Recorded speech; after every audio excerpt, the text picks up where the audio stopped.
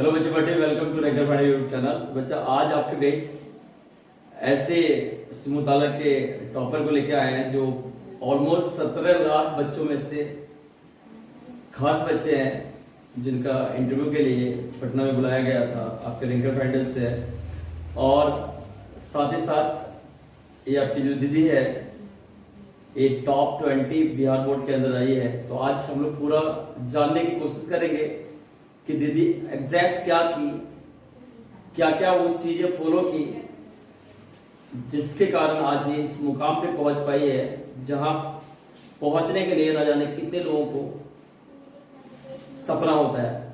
तो चलिए आज बच्चा बाटी पूरा डिटेल में हम लोग देखते हैं कि क्या क्या दीदी किए और क्या क्या दीदी नहीं किए जिसके कारण आज इस मुकाम पे पहुंच पाए दीदी। और आई होप आप सभी का ये उम्मीद और आशा जरूर होगा कि हम भी जिस तरह दीदी स्कोर की है उस तरह स्कोर करें। तो आइए बच्चा बाटी दीदी से कुछ सवाल मैं पूछने वाला हूं जिसको मैं पहले से लिख रखा है। तो 1 to 1 दीदी से पूछते हैं सवाल और दीदी आपको बताएंगे सारे सवाल का जवाब। और मुझे लगता है कि अगर आप भी इस कैटेगरी में आना चाहते हैं तो वो सारा कुछ फॉलो करेंगे जो दीदी फॉलो करके और इस मुकाम को पाइए। तो Sandhya, welcome to ranker finder YouTube channel. कैसे हैं आप? ठीक है। ठीक है। तो संध्या आज मैं आपसे कुछ सवाल पूछूंगा क्योंकि बहुत गर्व की बात है कि आज आप उस मुकाम पे एक गवर्नमेंट सरकारी स्कूल के बच्चे उस मुकाम को पाए हैं जिस मुकाम के लिए सबका सपना होता है। तो इसलिए आज मैं कुछ सवाल पूछूंगा आपसे। तो क्या आप तैयार हैं? Yes sir. Very good.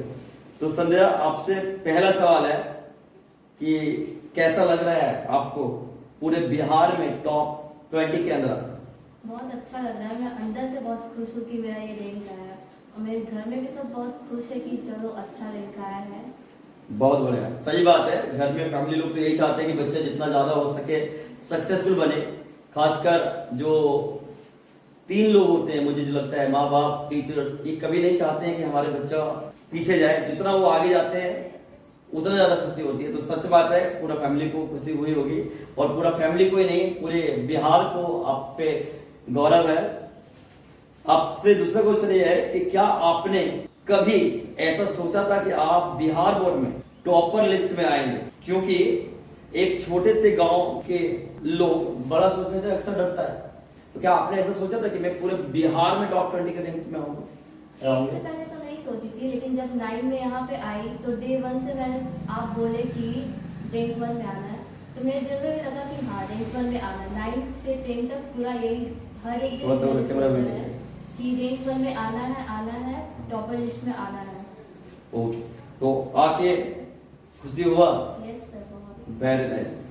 तो आपसे तीसरा क्वेश्चन है सदैव कि इसका श्रेय होता है ना कि बहुत बार बच्चे अगर टॉप कर जाते हैं ना तो कोई ना कोई उनको गाइड कर रहे होते हैं, किसी का प्रेरणा लेके वो आगे बढ़ रहे होते हैं, कोई मोटिवेशन होता है जिनको फॉलो कर रहे होते हैं। तो आप ये जो सक्सेस पाई है इसका श्रेय आप किन्हें देना चाहेंगे?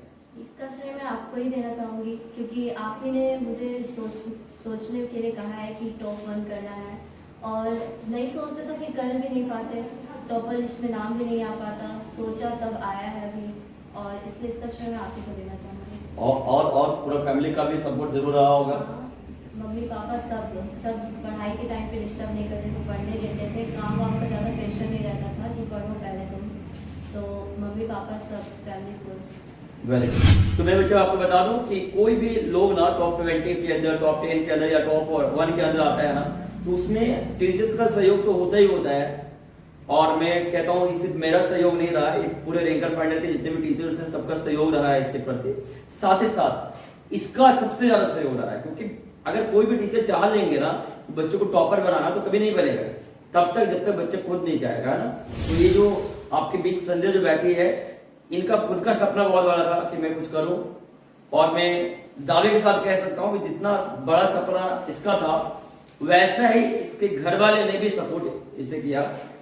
तो मुझे एक बहुत अच्छा बात लगता है कि अगर कोई भी बच्चा सक्सेसफुल बनना चाहता है ना तो 3 लोगों का सपोर्ट तो बहुत जरूरी है कि होना चाहिए।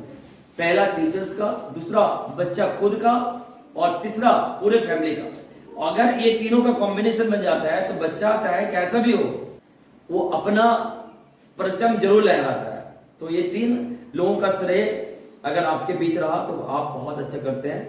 तो इसीलिए मुझे लगता है तीनों को श्रेय आपको देना चाहिए।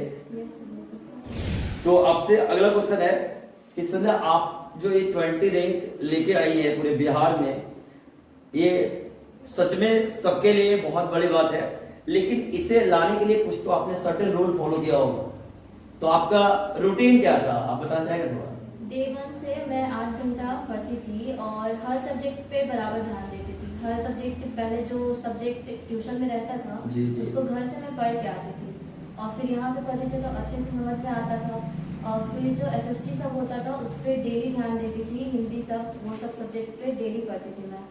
Very good. तो बच्चे बैठे, आप भी विदेश से सीख मिल रहा होगा कि अगर आपको भी ऐसा करना है ना, ये बात एकदम सही बताई थी कि कोई भी टॉपिक, जैसे मान लो कोई टीचर्स पढ़ाते हैं ना, तो उस टॉपिक को अगर आप पहले से पढ़ के आते हो ना तो बहुत आसानी से समझ में आता है। आपको लगता है अरे जो सर बता रहे हैं क्लास में ना, ये तो मैंने ऑलरेडी जानता हूँ, मैं मतलब पढ़ा हूँ। आपको कहीं ना कहीं पढ़ोगे तो आपको मिल जाएगा वो सारा कुछ, है ना। और टीचर्स लोग क्या कहीं बाहर से खोज के थोड़ी लाते हैं, वही चीज पढ़ा रहे होते हैं जो अक्सर बुक में होती है ना। कुछ चीजें एक्स्ट्रा जरूर होती है, लेकिन हाँ अधिकतर चीजें बुक से ही होती है। तो इसीलिए बच्चे बाटे, अगर आपको भी लगता है ना कि आप रैंकर बने, आप भी टॉप लिस्ट में है, तो जिस तरह दीदी बता रही है कि आपको कोई भी चीज है जो क्लास में पहले पढ़ाई जाती है उसको आपको पहले से ही पढ़ के आना चाहिए। इससे ज्यादा समझ में आएगा क्लास में, आपका ध्यान क्लास में हमेशा जो सर पढ़ा रहे होंगे उस पर रहेगा। और साथ ही साथ आपको हर सब्जेक्ट पे बराबर ध्यान देना चाहिए। एकदम सही बात है, क्योंकि हमारे पास टोटल 5 सब्जेक्ट है इंग्लिश को छोड़ के, तो 5 का एग्जाम देना है और 5 में जब तक अच्छे स्कोर नहीं करेंगे तब तक मैं अच्छा रैंकर बन पाऊंगा, इसकी चांसेस बहुत कम है। तो इसीलिए आपको हर सब्जेक्ट पे बराबर ध्यान देना पड़ेगा, जैसा कि आप दीदी बोला आपको, ठीक है। तो चलिए आपसे अगला क्वेश्चन है कि आप डेली कितने घंटे पढ़ते थे? मैं डेली 8 घंटे पढ़ती थी। तो क्या आप डेली जब 8 घंटे पढ़ते थे तो आपने कोई पर्व वगैरह ऐसा है जो आपने नहीं मनाया, जैसे होली आ गया हो, दिवाली आया हो, छठ पूजा कुछ भी आ रहा हो, तो क्या आपने मनाया नहीं? या फिर पूरे 1 साल में बहुत सारा शादी विवाह भी आई होगी आपके घर में, तो क्या आपने अटेंड किया या नहीं? अगर 8 घंटा आप डेली पढ़ रहे हैं तो शायद मुझे लग रहा है कि आपने अटेंड नहीं किया होगा, क्या कहते हैं? शादी तो बहुत कम अटेंड की, लेकिन फेस्टिवल मनाई, लेकिन अपने जगह पे। पहले अपना क्लास कर ली, पढ़ाई कर ली, फिर फेस्टिवल।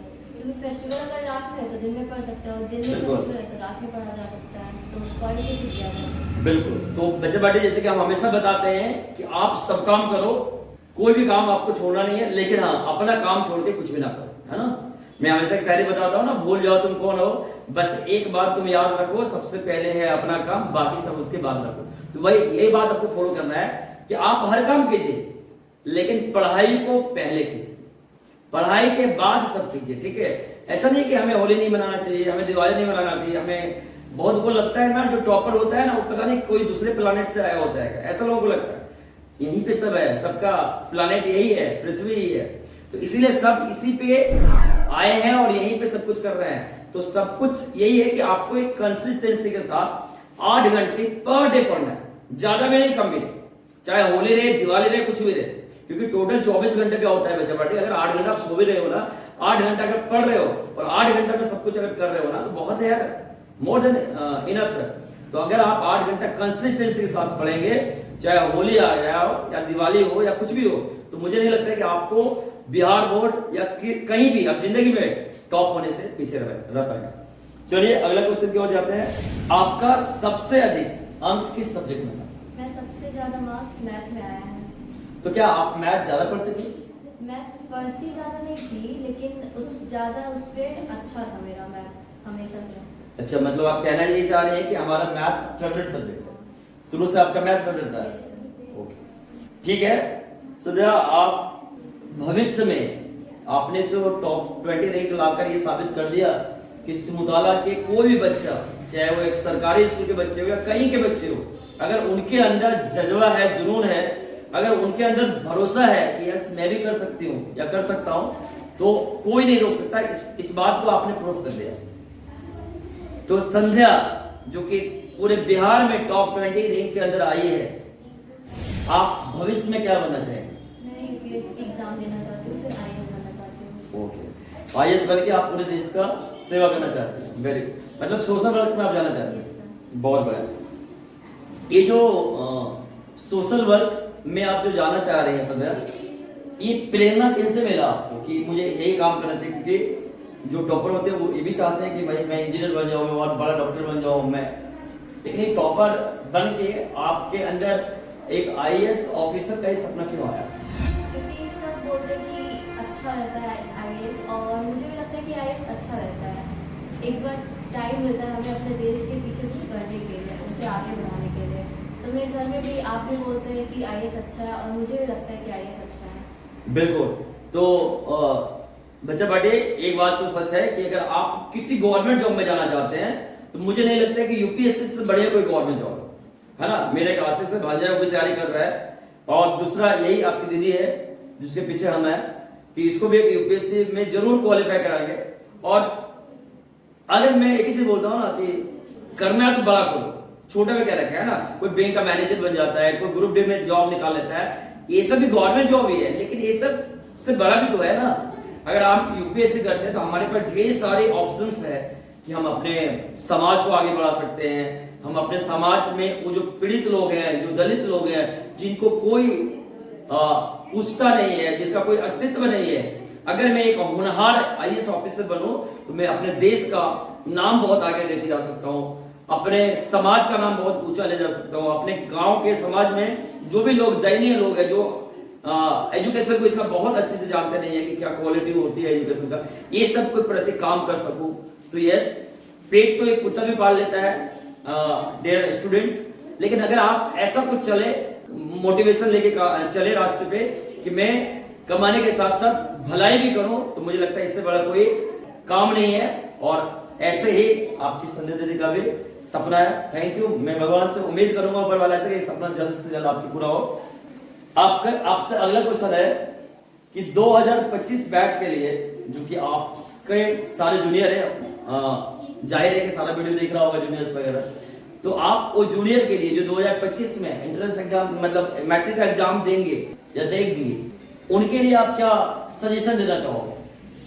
हम लोग जितना नहीं कर पाए, इससे आगे वो लोग करें, आगे वाला बैच हर बार आगे आगे परसेंटेज बढ़ता जाए, हम लोग का ट्यूशन का नाम ऊंचा हो, सिमतला का नाम ऊंचा हो, इसलिए उन्हें मेहनत करने की ज़रूरत है। और हर विषय पे वो अच्छे से ध्यान दे तो बहुत अच्छा मार्क्स आएगा फिर, और उन्हें और मेहनत करने की ज़रूरत है। बहुत बढ़िया।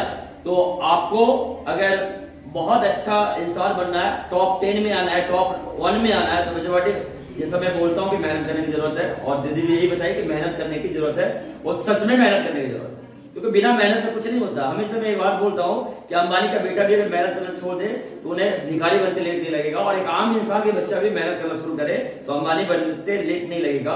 तो ना तो खेल अंबानी का है और ना ही खेल एक आम इंसान के बच्चों का है, सारा बीच का मेहनत का है।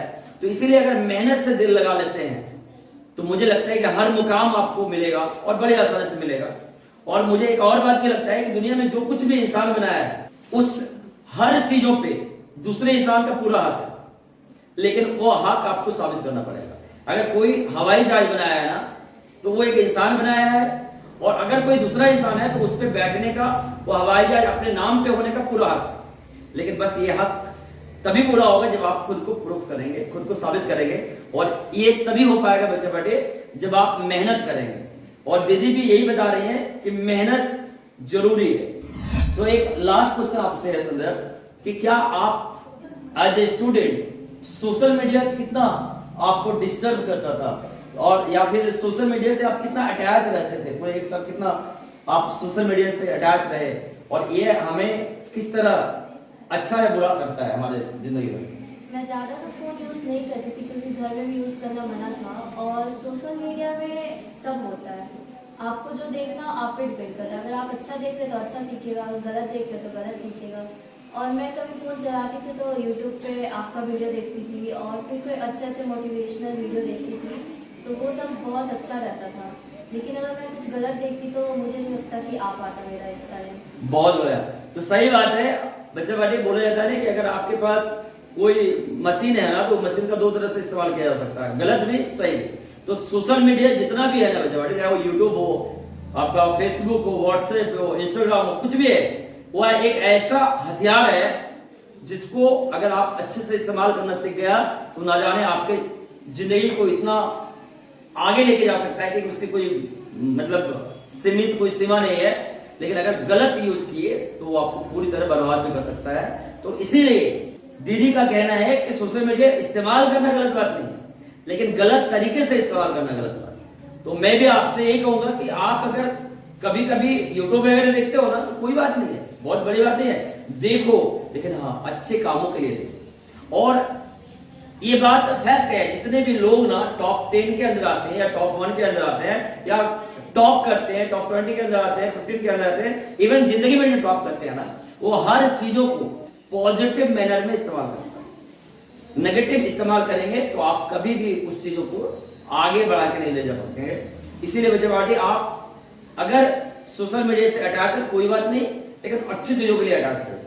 जैसे बहुत बार इंफॉर्मेशन आती है व्हाट्सएप पे, टेलीग्राम पे, तो जरूरी भी है वो, लेकिन हाँ अगर मैं गलत चीजें का इस्तेमाल कर रहा हूँ, फेसबुक दिन भर चला रहा हूँ, इंस्टाग्राम दिन भर चला रहा हूँ और वो हमारे काम की चीज नहीं है, हमारी पढ़ाई से रिलेटेड नहीं है, तो वो हमारे पढ़ाई को बहुत डिस्टर्ब करेगा और आने वाले कल जो हमारा सपना देखे थे बहुत बड़ा कर पाऊंगे या कर पाऊंगा, वो सपना कभी पूरा नहीं होगा, वो हमेशा अधूरा रह जाएगा। आपसे लास्ट सवाल है सदैव कि आप अपने फैमिली के लिए कैसा कुछ करेंगे ताकि आपकी फैमिली बहुत ज्यादा आपके ऊपर भरोसा करे। जिस तरह मैं हरदास सिंधु का आपके बारे में बताता हूँ कि वो भी एक ऑटो चलाने वाले बाप की बेटी थी, लेकिन उनको, वो लड़की को कभी गर्व नहीं, मतलब इस बात से कभी दुखी नहीं हुआ कि मेरे पिताजी ऑटो चलाते हैं, गर्व हुआ कि मेरे पिताजी ऑटो चलाते हैं तो क्या हुआ, है ना। मैं कुछ ऐसा करके दिखाऊंगी ताकि पूरा दुनिया हम पे गर्व करे। तो ऐसा क्या आपके अंदर भी सोच है? नहीं, मेरे फैमिली बैकग्राउंड उतना अच्छा नहीं क्योंकि पापा ऑटो चलाते हैं, लेकिन फिर भी कभी फील नहीं होता कि ऐसा है वैसा है। हमेशा पापा पढ़ाने के लिए आगे रहते हैं और अभी रिजल्ट देखे तो और भी ज़्यादा उनको ट्रस्ट हो गया। अभी हमेशा आज कल परसों इधर एडमिशन कराएंगे, उधर एडमिशन कराएंगे बोल रहे हैं। अच्छे अच्छे कॉलेज का नाम बताए कि एडमिशन कराना है, पढ़ाना है अच्छे से, तो हमेशा पढ़ाई में आगे रहे, हमेशा अच्छे स्कूल में पढ़ाया है उन्होंने, सारे बुक्स, कॉपी, पेंसिल सब कुछ दिलाया है उन्होंने। Well done. और ये बात सच है स्टूडेंट्स, मैं हमेशा बोलता हूँ ना कि अगर आप ना कितने भी मतलब जनरल फैमिली से आते हैं, सामान्य फैमिली से आते हैं ना, लेकिन अगर आप कुछ अलग करके दिखाते हैं ना तो माँ बाप तो पता नहीं ये भी चाहते हैं ना कि हम किडनी बैठ के पढ़ा दें। जैसे मेरे पिताजी माताजी बहुत अमीर नहीं है, लेकिन हम लोग को वैसे कॉलेज में पढ़ाया है जिस कॉलेज में जाना सपना होता है। मैं पूरा 4 साल रहा लेकिन पूरा कॉलेज नहीं नाप पाया कि कितना लंबा चौड़ा है, तो सोच सकते हो आप कितना बड़ा होगा। इसलिए क्योंकि बच्चे में हुनर देखे, तो अगर बच्चों के अंदर हुनर रहता है ना तो माँ बाप की स्थिति चाहे जैसे भी वो हमेशा चाहते हैं कि बच्चों को बहुत अच्छे इंस्टीट्यूट में, बहुत अच्छे स्कूल में पढ़ाएं ताकि हमारे बच्चा और भी अच्छा करे। क्योंकि माँ बाप का सबसे बड़ा इन्वेस्टमेंट बच्चे ही होता है।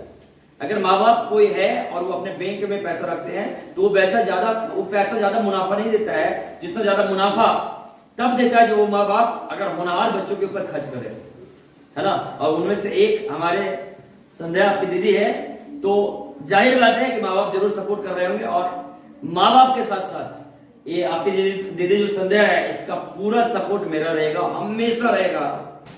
और ये जो कुछ भी करेगी जीवन में, जहां कुछ भी दिक्कत होगा, हमेशा साथ में हम लोग रहेंगे और हमेशा सपोर्ट करेंगे ताकि इसका जो सपना, इसके लिए हम भी देखें कि एक IAS ऑफिसर बने। क्योंकि हमारे सिमुताला जो है और सिमुताला जो आजू बाजू देखा जाए, इधर बहुत कम ऐसे लोग हैं जो अच्छे पोस्ट पे हैं। नो डाउट हैं, प्राइवेट जॉब में बहुत अच्छे हैं, लेकिन UPSC वगैरह को अगर देखा जाए तो ये सब में नहीं है। जबकि हम लोग का पूरा फोकस रहेगा कि बहुत जल्द 2-4-5 साल के अंदर हमारे घर का IAS ऑफिसर रहे, हमारे घर में सब कुछ हो। और जब इस तरह होगा तो उसका खुशी जो होगा वो सोच से परे होगा। आज से कुछ सालों के बाद मुझे लगता है कि सिमुताला का एजुकेशन, सिमुताला का जो टैलेंट है, इस सब कुछ बहुत आगे जा रहा है। इसके ऊपर क्या कहेंगे? सच में जा रहा है, और अगर ऐसे और टीचर आ जाए तो बहुत आगे आ जाएगा। सिमुताला एक दिन बहुत आगे होगा। बिल्कुल सही बात बोली है। क्योंकि मेरे पास जितने भी इस बार 12th के बच्चे लोग दिए, एग्जाम दिए बच्चे बाटे, वो सबके अंदर ना एक सोच आ गया है कि मैं सर IAS बनूंगी, मैं सर डॉक्टर बनूंगी, मैं इंजीनियर बनूंगी, मैं दरोगा बनूंगी या बनूंगा। तो ये जो सोच परिवर्तन हो रहा है सिमुताला में, सबसे बड़ा खुशी मुझे इसी लगता है कि बच्चों के माइंडसेट परिवर्तन हो रहा है। और यही बहुत जरूरी है। जब मेरा दिमाग में जो सोच है वो बदल जाता है ना बच्चा बाटे, तो यार परिस्थिति तो बदल ही जाता है। बोलता है ना मनस्थिति बदल गया तो परिस्थिति तो बदल जाएगा। मनस्थिति जब तक नहीं बदलेगा, मनस्थिति मतलब दिमाग जब तक नहीं बदलेगा, सोच नहीं बदलेगा, तो हम कभी परिस्थिति को नहीं बदल सकते हैं। इसीलिए अगर परिस्थिति को बदलना चाहते हो तो पहले मनस्थिति बदल लो। और ये काम बहुत जोरों शोरों से शुरू हो रखा है सिमुताला में, और मुझे भी लगता है, आशा है कि बहुत जल्द सिमुताला जो मैं सपना देखा हूं कि कोटा बनने जा रहा है, ये सपना पूरा होगा। और सिमुताला में जिस तरह बहुत सारे फैमिली के लोग सोचते थे कि यार मैं अपने बच्चों को न जाने कोटा भेज दूंगा या भेज दूंगी, पटना भेज दूंगा या भेज दूंगी, या बड़े बड़े इंस्टीट्यूट में भेज दूंगा तो जाके पूरा करेगा, बड़ा फोड़ेगा, ऐसा कुछ भी नहीं है बच्चे बाटी। अगर आपके अंदर जज्बा है, आपके पीछे कोई अच्छे हाथ है ना, तो आप अपने घर में मचा सकते हो, अपने घर में बवाल कर सकते हो। और ऐसा संध्या दीदी करके दिखाई है।